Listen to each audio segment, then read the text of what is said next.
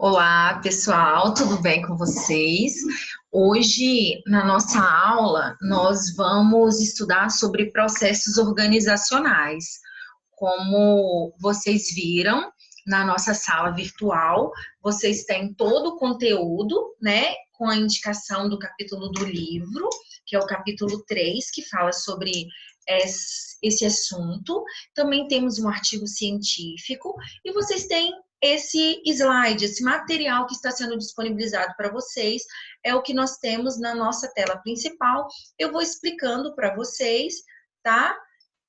De uma forma mais simples, eu vou tentar usar uma linguagem que vai atingir vocês como alunos do técnico integrado, ok? Então, vamos lá, dando seguimento, né, à última parte da nossa unidade 1, que fala sobre organização empresarial. Então, os processos organizacionais, eles são trabalhados porque, independente da organização que nós vamos ter processos produtivos. Esses processos produtivos, eles acontecem porque tudo vai passar por um processo de transformação, seja quando você vai fazer um produto ou quando você vai fazer uma prestação de serviço.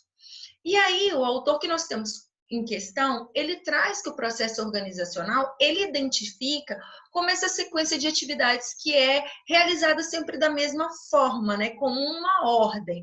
Ou seja, nós podemos identificar que existe um fluxo. Às vezes eu vou complementar essa ideia do autor, aonde nós temos um fluxo que acontece em pequenas variações, dependendo do tipo de produto que eu estiver produzindo ou do serviço que eu vou prestar. Quando é um produto onde você vai fazer ele de uma forma mais específica para o seu cliente ou uma prestação de serviço, você vai ter pequenas alterações, mas o fluxo em si, ele vai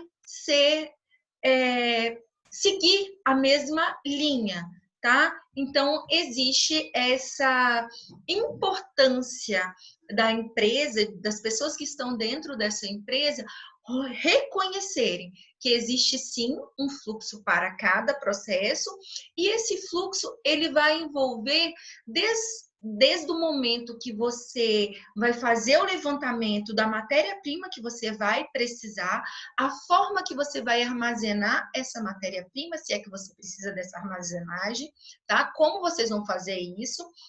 Todo esse controle desse material até o momento da transformação em si, da realização dessa prestação de serviço ou da produção de algo que você precisa entregar para o seu público. O produto ficou pronto, como eu vou disponibilizar para o meu cliente?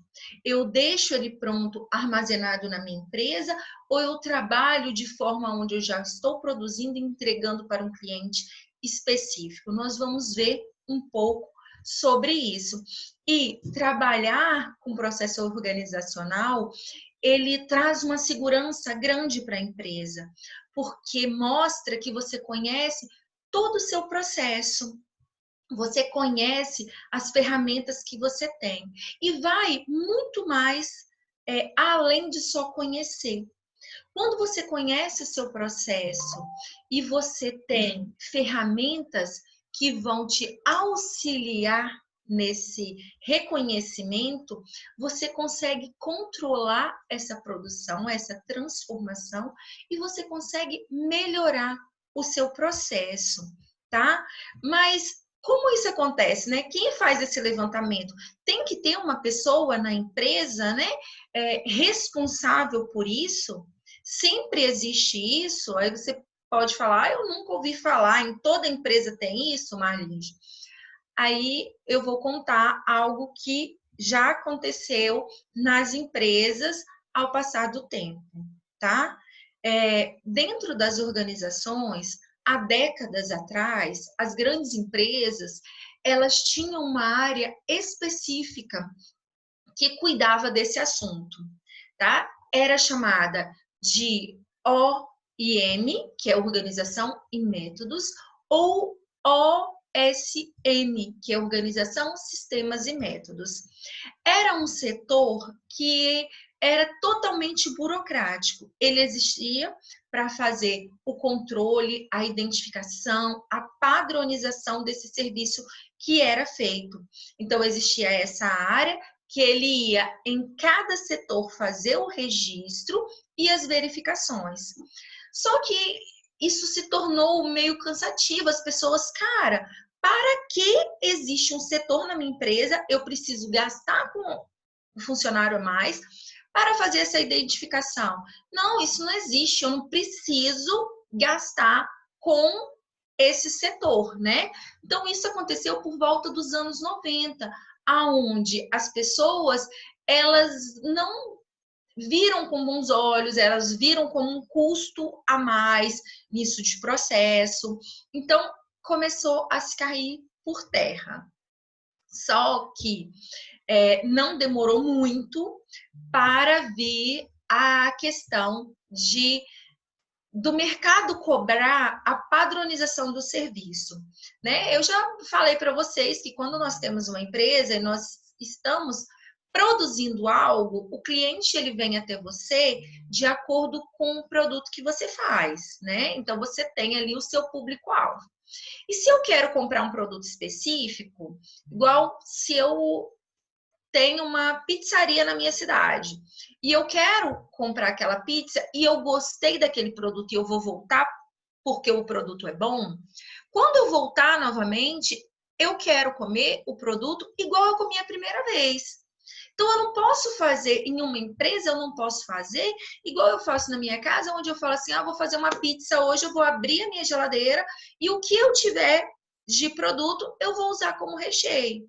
Ou hoje a minha pizza de calabresa, ela vai levar cebola e azeitona de complemento. Mas a semana que vem, quando eu vou fazer, acabou a cebola, então eu não vou colocar. Na minha casa, eu faço isso. Na empresa, eu não posso fazer. Porque eu tenho que ter uma padronização do que eu vou entregar. Tudo tem que ser dentro do que foi acordado com o cliente. É tanto que você chega em uma pizzaria, você tem o cardápio, você consegue verificar quais são os ingredientes que você tem em cada uma das pizzas que estão sendo, que você encontra lá à disposição no seu cardápio, né? Então, identificou-se a necessidade dessa padronização. Isso veio porque abre-se as fronteiras, a globalização acontece e você quer vender os seus produtos para outros países também. Mas espera aí, eu vou comprar um produto, uma hora ele vem de uma forma, em outro momento ele vem de outra forma. Como eu vou utilizar esse produto? Então, eu vou ficar naquele jogo, eu vou comprar, pode ser que hoje esteja bom, pode ser que não esteja. Então, precisa-se dessa padronização. E essa padronização, ela foi implementada através de ISO, né? Certificado, onde nós temos a ISO das séries 9000, que vai falar sobre a qualidade, e aí as empresas começaram a aderir esse ISO, essa padronização, para se tornarem competitivas com o mercado externo também e dentro, quando você precisa vender o seu produto para outras empresas que cobram essa padronização, principalmente quando o seu produto é um insumo para outra empresa, você precisa padronizar o uso dele. Então, essa necessidade de padronizar o uso, a ISO documentos de padronização. Você precisa informar qual é o fluxo, você precisa informar qual é a descrição desse produto, passo a passo. E aí, o que aconteceu? Voltou com o setor de OSM, OIM? Não. Cada setor ficou responsável em especificar os processos que acontecem dentro dele. Então, daí, mais uma atividade que entrou para o setor.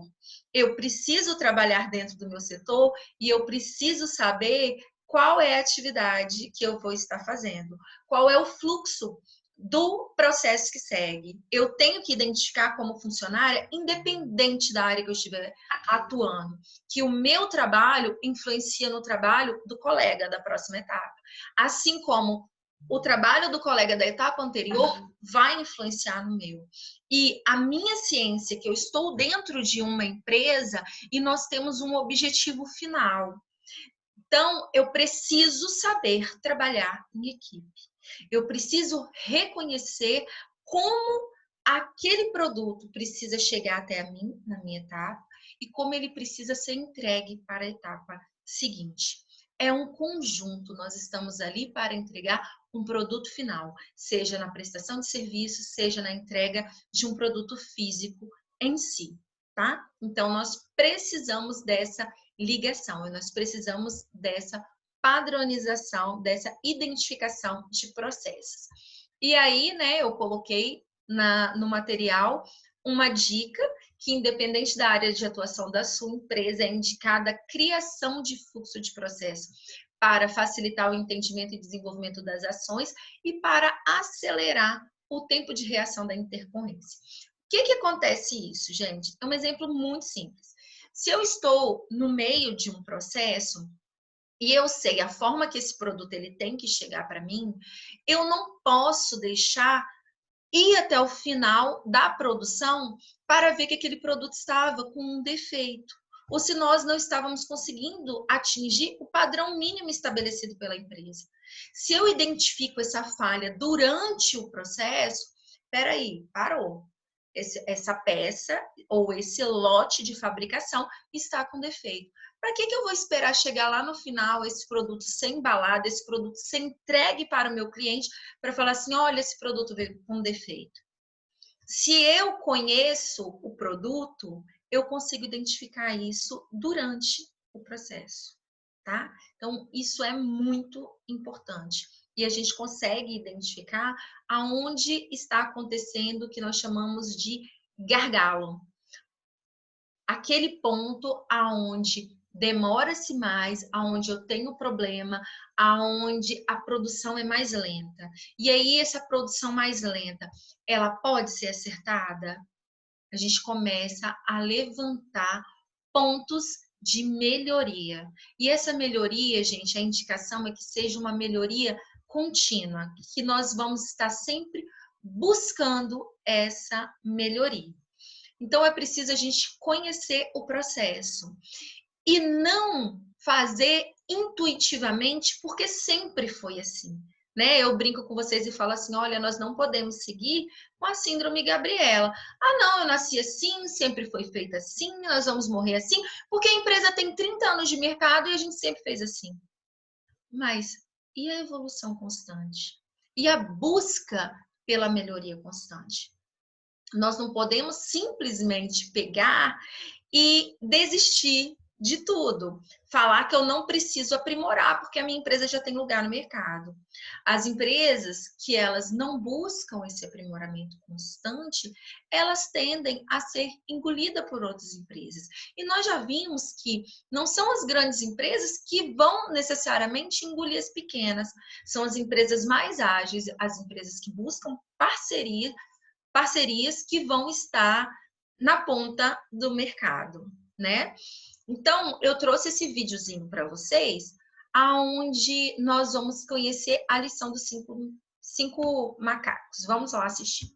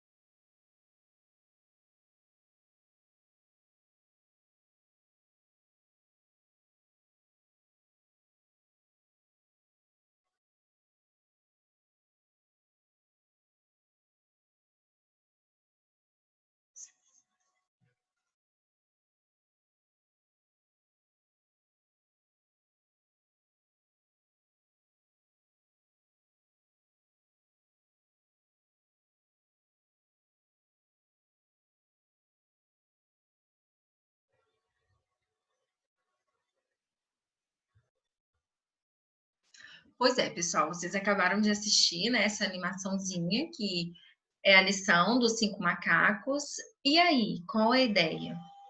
Viram que, mesmo sem conhecer a história, eles continuavam batendo no macaco quando ele subia a escada?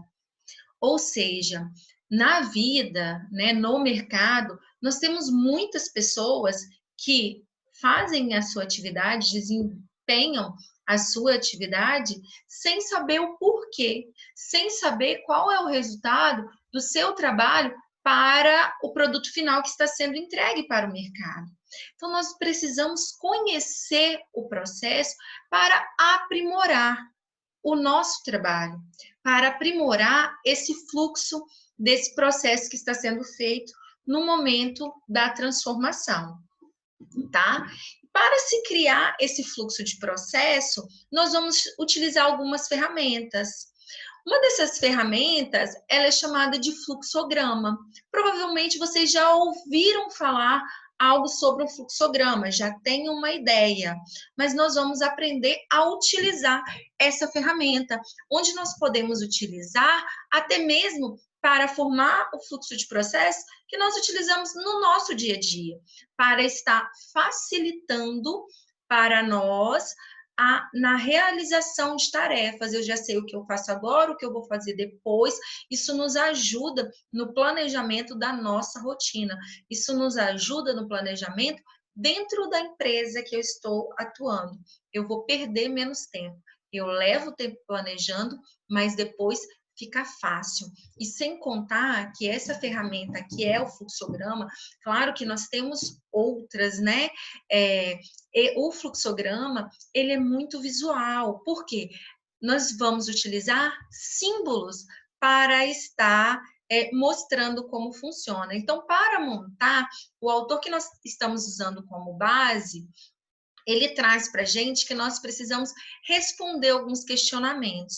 Observe no slide que ele trouxe que nós temos 5 passos para estar atendendo. O primeiro é selecionar qual é o processo. Então, o que eu quero montar? Eu quero montar um fluxograma sobre qual processo? O segundo momento, eu vou estar fazendo o registro de como é feito hoje, tá? Então, identifico o processo, monto esse fluxo.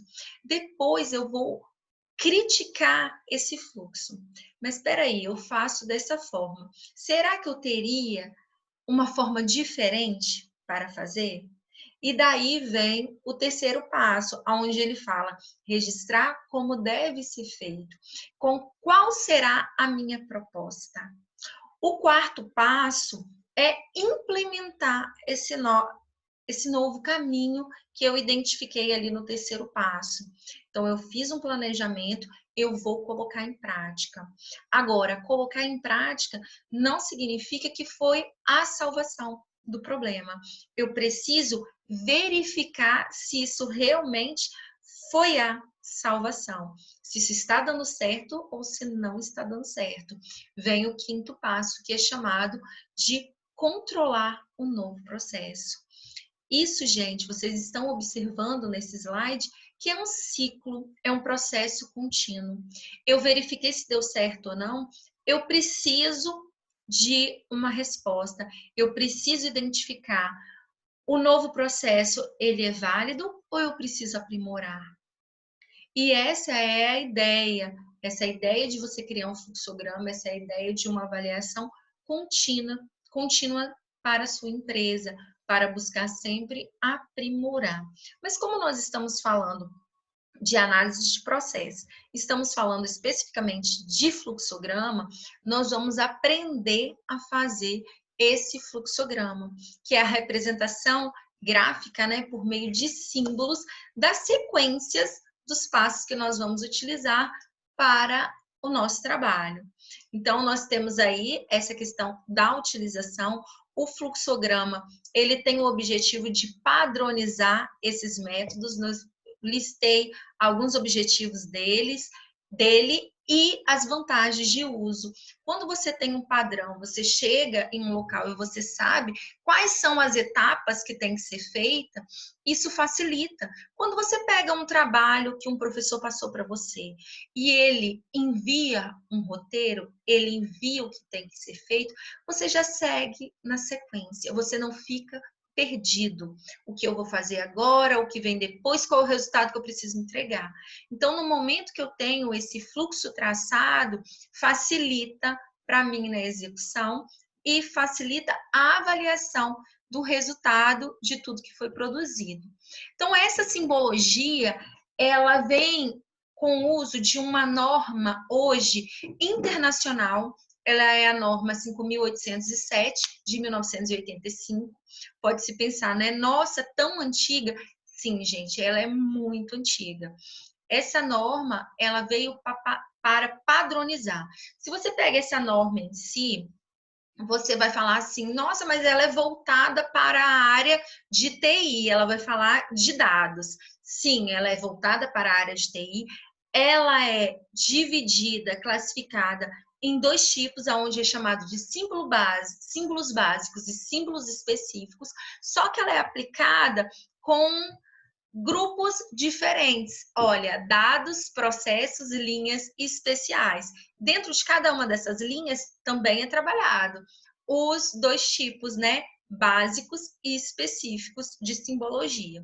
Só que na própria norma, no artigo que está disponível para vocês na plataforma, ele traz que a aplicação dessa simbologia ela é genérica, então ela pode ser aplicada independente da área de atuação. A adaptação dos símbolos às atividades industriais e comerciais é evidente, pela razão pela qual coerentemente é adotada na representação de processos da qualificação da ISO 9000. Então, o próprio autor já traz isso para a gente, tá? Ele já trazendo isso, vale ressaltar que aqui no Brasil nós tivemos uma NBR, né, que é Norma Brasileira de Regulamentação, de 84 ela existia, esse símbolo, mas ela foi derrubada. Em 2010, ela caiu e usa-se esse padrão internacional, porque nós precisamos de uma linguagem única para se comunicar. Se eu quero a minha empresa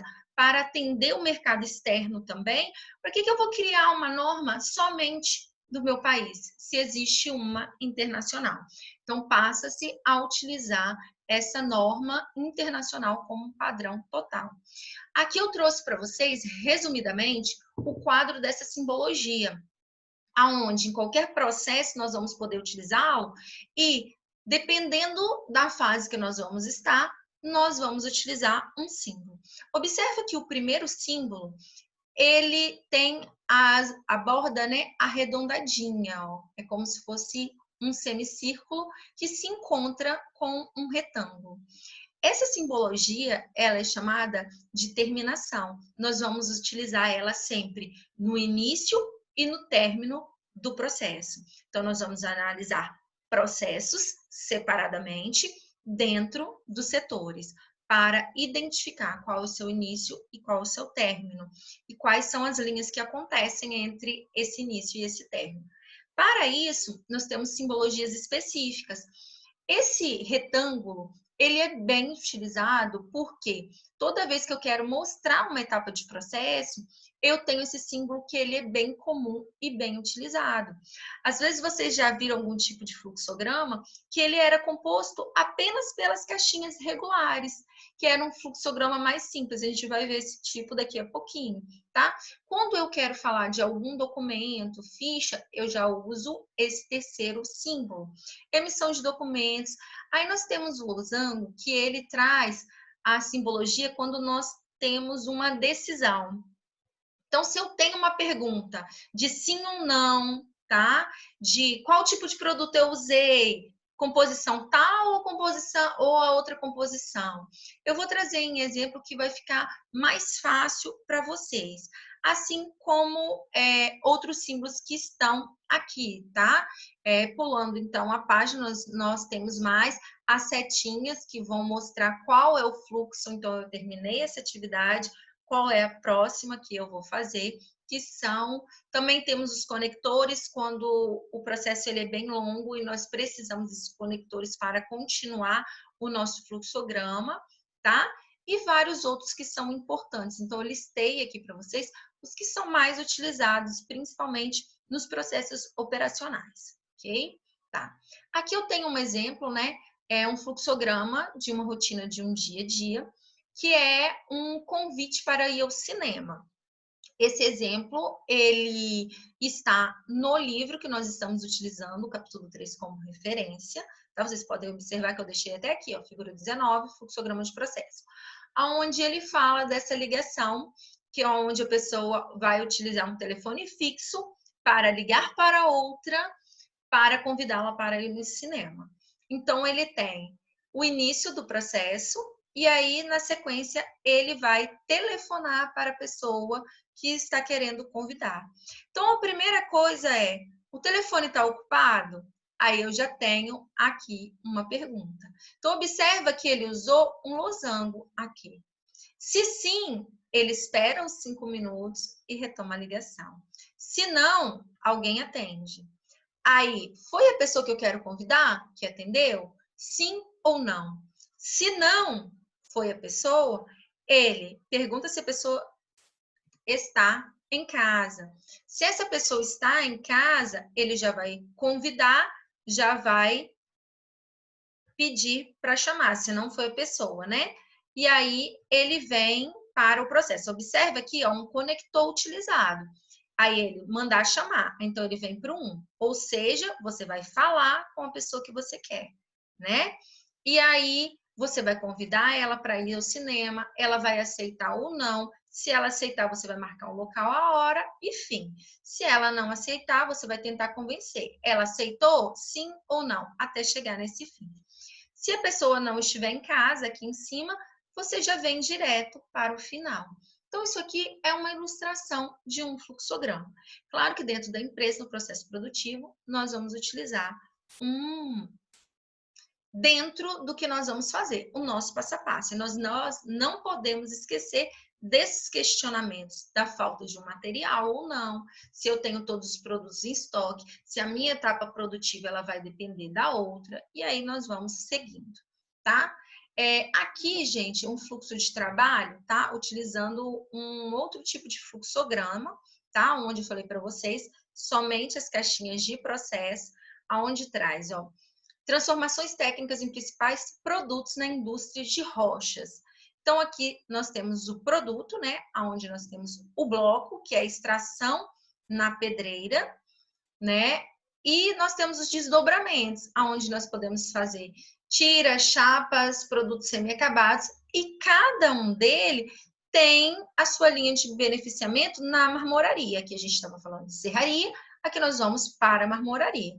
Isso aqui é uma exemplificação simples para vocês entenderem como é importante o uso de fluxograma dentro da empresa. Você consegue identificar o processo produtivo, você consegue identificar de forma clara o que eu tenho ali, o que eu posso entregar. Então, olha que bacana que fica. Tá?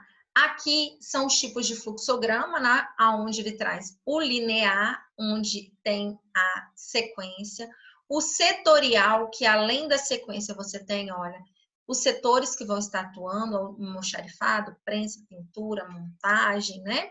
Tem o fluxo por linhas de montagem, você tem a matéria-prima até sair o produto acabado, e você também tem o fluxograma de arranjo físico, funcional, aonde você consegue ver todas as etapas e seguindo todo o fluxo.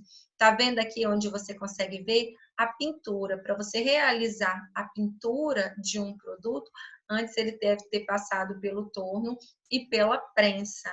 Então, quando chega aqui para você, antes de você mandar pela montagem, você já vai identificar, essa peça está chegando de acordo com o que foi especificado da peça para eu pintar? Ou eu vou pintar para lá na frente no produto acabado, ele vê que não estava no formato adequado. Então, eu posso estar fazendo essa verificação e as empresas hoje, elas fazem isso para evitar gastos extras, né? A avaliação, ela é contínua, ela acontece dentro do processo, tá? Então, o fluxo linear de operações, né? Então, aqui mais pertinho, um exemplo dado para vocês. Depois, o setorial, cada um daqueles que eu já falei lá na frente. Esse formulário padronizado de fluxograma, ele é muito comum acontecer em áreas produtivas. Ele já vem esse formulário pronto e a pessoa vai marcando, tá? O que aconteceu, qual foi o momento que aconteceu. Aqui tem a descrição onde ele vai colocar detalhes daquela etapa ali, se houve alguma intercorrência ou não. Então, ele consegue preencher isso na hora, tá? E o formulário padronizado também, ó, aonde aqui um exemplo, né, de recebimento e armazenagem de pallets. Então, ele coloca aqui se o caminhão estaciona na doca, descarregamento, qual é o tipo de atividade, observa que ele está em espera de acordo com o símbolo. Qual é o tempo de espera que ele tem? 5 minutos. Então, o descarregamento, como ele é feito? Aí ele já vem, ó, ele está em transporte, ele demora 12 minutos, ele está a 100 metros de distância, um caminhão médio com 10 pallets, tá vendo? Ele preencheu aquela informação. Então, isso vai gerando e ele, ao final, sabe que para aquele processo, qual é o tempo que precisa ser gasto, tá? Isso aqui é feito controle nas grandes empresas, isso é usado demais, tá?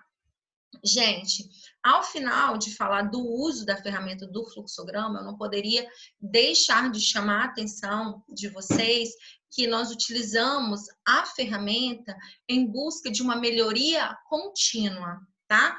Quando eu realizo todo o processo e lá no final eu deixo para corrigir, isso aqui pode ser chamado, pode gerar a necessidade de você aplicar uma reengenharia. Tá? Essa reengenharia, ela vem como, traz, né, o autor como repensar fundamental a reestruturação radical do meu processo.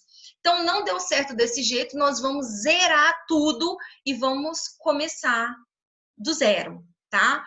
Esse começar do zero, gente, pode fazer com que os gastos sejam altos, pode fazer com que nós vamos falar que nós não precisamos mais daquele funcionário, ou seja, você deixa ter um prejuízo para depois você querer mudar.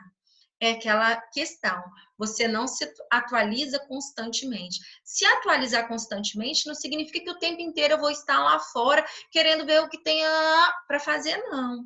Significa eu estar buscando aprimorar a forma que eu estou produzindo, a forma que eu estou realizando o meu trabalho. Então, essa busca, essa melhoria contínua, tá? É algo que acontece, você pode vir aqui no gráfico, ó, a melhoria contínua, né, que é o do Kaizen, você vai aos poucos fazendo a mudança, ela é contínua. Quando eu tenho a revolução da reengenharia, olha o salto que ela dá, olha as mudanças. Então, isso pode gerar muito impacto para a sua empresa. Então, a indicação é: conheça o seu fluxo de processo, esteja sempre avaliando e aprimore. Faça uma autoavaliação. Isso é muito importante para a empresa, isso vai trazer resultados positivos para a sua empresa. Então, pessoal, esse aqui é um quadro comparativo, né? Quanto a mudanças, quando a gente vai aplicar a reengenharia, ou nós temos uma melhoria contínua. Então, olha a diferença. O tipo de mudança. A reengenharia, eu preciso de mudança cultural e estrutural. Estrutural dentro da empresa. Cultural, eu vou envolver as pessoas, eu vou envolver sentimentos, a forma do que eu acredito, crenças, valores, prioridades, tá? Quando eu falo de forma de abordagem, a reengenharia, lembra do gráfico? Ela é radical. Ora eu tô aqui, ora eu desci. Quando eu falo em melhoria contínua, é o tempo todo. Peraí, eu deslizei aqui, eu ajusto ali. Eu deslizei aqui, eu vou ajustar lá. Então, você consegue fazer isso gradativamente, sem sofrer grandes impactos dentro da organização e nem para o seu funcionário. Porque o novo, né, como a palavra vê, ela já é uma diferença, já é uma mudança, né? Olha o nosso exemplo que nós estamos vivendo agora, essas aulas diferentes. Nós não estamos 100% presencial. Então, é muito novo, nós estamos incorporando. Aqui foi uma mudança drástica devido à pandemia que nós estamos vivendo, tá? Grau de risco. Quando a gente fala de reengenharia, é alto. Por quê? Eu mudei totalmente. Às vezes eu mudo até de direção. Quando eu faço uma avaliação de melhoria contínua, eu vou mudando gradativamente, então é moderado, tá? Espera-se que esse impacto seja muito menor. Âmbito de mudança, amplo e interfuncional. E na melhoria contínua, ele é limitado e funcional. O tempo, na melhoria contínua, ele é mais rápido, ele é gradual, então você vai fazendo aos pouquinhos. Para reengenharia, eu gasto bem mais tempo. Então, tudo isso, gente, vai impactar no resultado final, tá? A indicação é: use a melhoria contínua. Façam avaliações continuamente. Então, essa é a ideia. Eu deixo aqui a bibliografia que foi utilizada nesse material. Qualquer dúvida, vão lá no fórum, coloquem suas dúvidas no fórum da semana, tá? E eu posso ir tirando essas dúvidas por lá. Um grande abraço, espero que tenha sido bem positivo para vocês essa explicação.